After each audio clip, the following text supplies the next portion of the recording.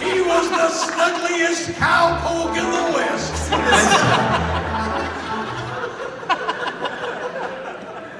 Ma'am, there comes a time when you gotta hug a man. There's just something toasty about the plains.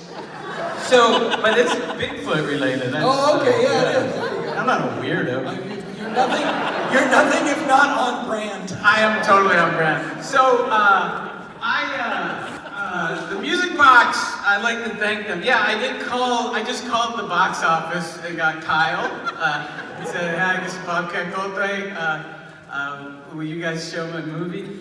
And he hung up, and no, he didn't hang up. And then Ryan said yes, and then the Critics Association is kind enough to help support us. So I gotta say, thank you all for coming out. It's truly a really big deal. This is a tiny movie, so I'm so excited. I had one experience seeing it with people, but it's very strange. I've never, because of the pandemic, I never watched this movie with other people. I didn't even watch it with the editors. They were in other states. Denial. I can't believe I'm working with the loud guy from Police Academy, not the guy who makes the funny noises. So thank you all for coming. Thank the Music Box, thank the Critics Association, and everybody here at the Music Box.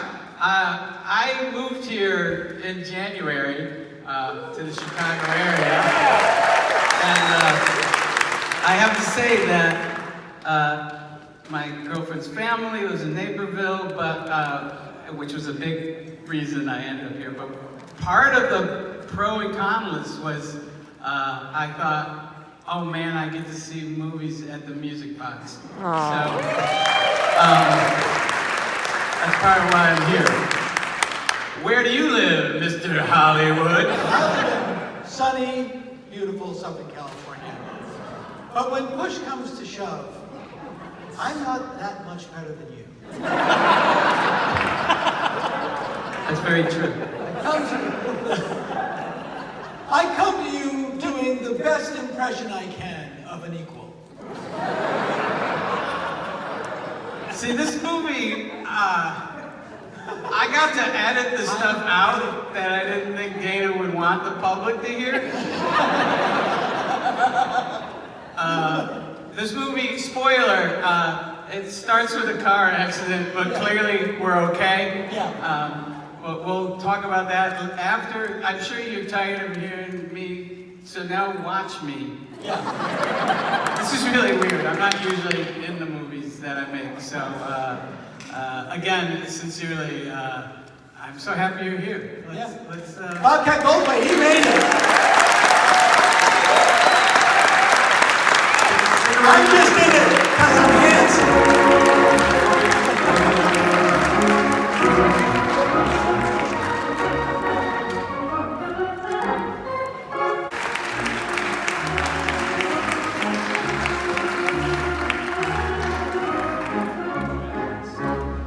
Scott, everybody, I forgot.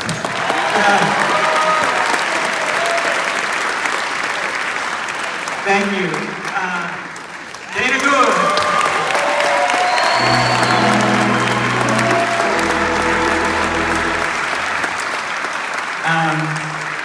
That was, Congratulations, Bob. You made a fine film. I'm just in it. No, I'm glad that you...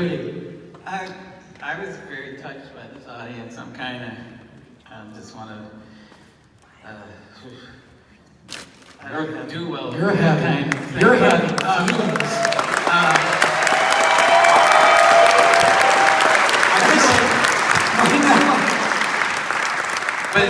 Right now, my brother Kevin would go, "Are you having feelings?" But, okay, maybe I put the movie together, but it wouldn't be a movie if you weren't so open and let me really exploit your family and that you never said, don't put that in the movie. No, that's thank true. you so much. And during the early years of our détente,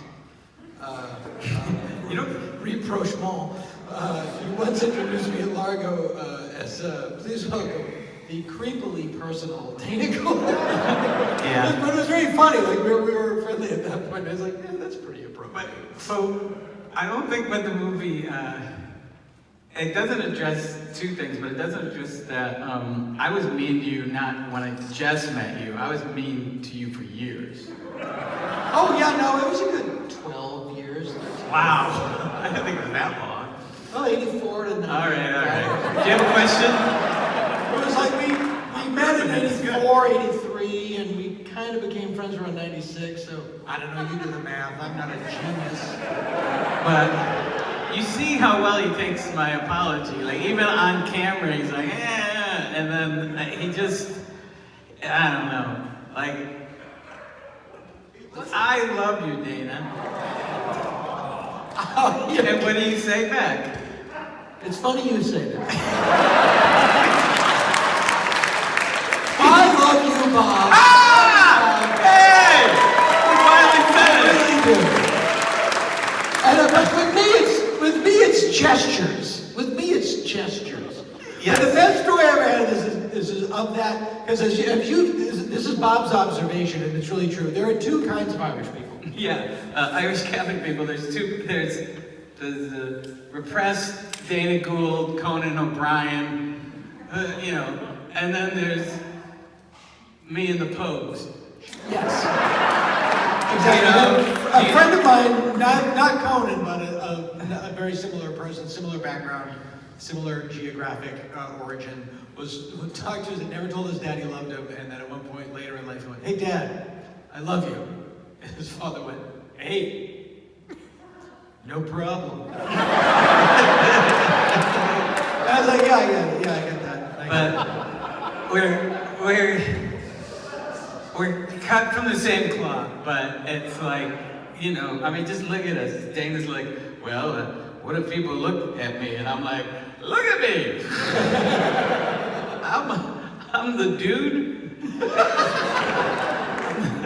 I mean, it is funny. We're so similar, and we have so much in common, and just like obscure things like. I have a friend who has a small business that's very strange. He goes to flea markets and buys old photo albums and finds occasionally very rare items. He found like a Kodak picture of Charles Lindbergh or Boris Karloff walking through LAX in 1966. And he had an 8x10 of Ed Wood from 1950s, signed by Ed Wood, with Ed Wood's thing on the back, with his resume on the back. His resume, which has the whole thing right there. Yeah. Characters, young sweater girl. But it's a lot of different. Yeah. She can play many different women. Yes, yeah, stunt women, and I bought it off this guy because I'm an Ed Wood freak. It's like, I gotta have this. And then I was talking to Bob about Ed Wood, and it turns out Bob has that photo tattooed on his arm. Yeah.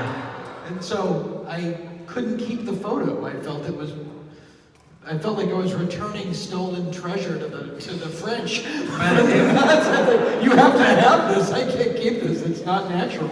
It's very touching. But so if I just want something, all I gotta do is tattoo it on me. Yeah, that's pretty much it.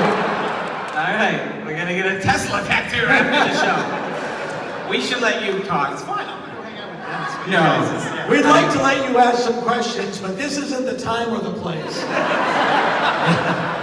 How dare you ask questions? What I found fascinating, just rewatching parts of it today, was that Bobcat is the consummate storyteller, because if you could talk about casting a documentary, you kind of cast yourself in the villain role here a little bit, or at least like as the aggressor. Yeah, no, I didn't. Because it makes for a better story than just two nice guys who are friends, like doing comedy together. Like there's like a tension through parts of this because you've decided to do that, and your ego is like out the door. Well, thanks. Yeah, it was like, I realized that I needed to be the antagonist and look like an asshole.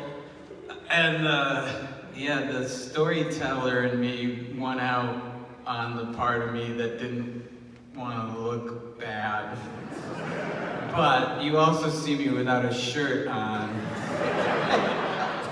So that kind of went out the window too. No, so, I mean, I realized that I was the villain, and I needed to be the villain. And it's interesting, when I'm very mean and I'm like going, Dana, do the stinky pussy bit for your parents who were there. And to their credit, loved my stinky pussy. Yeah.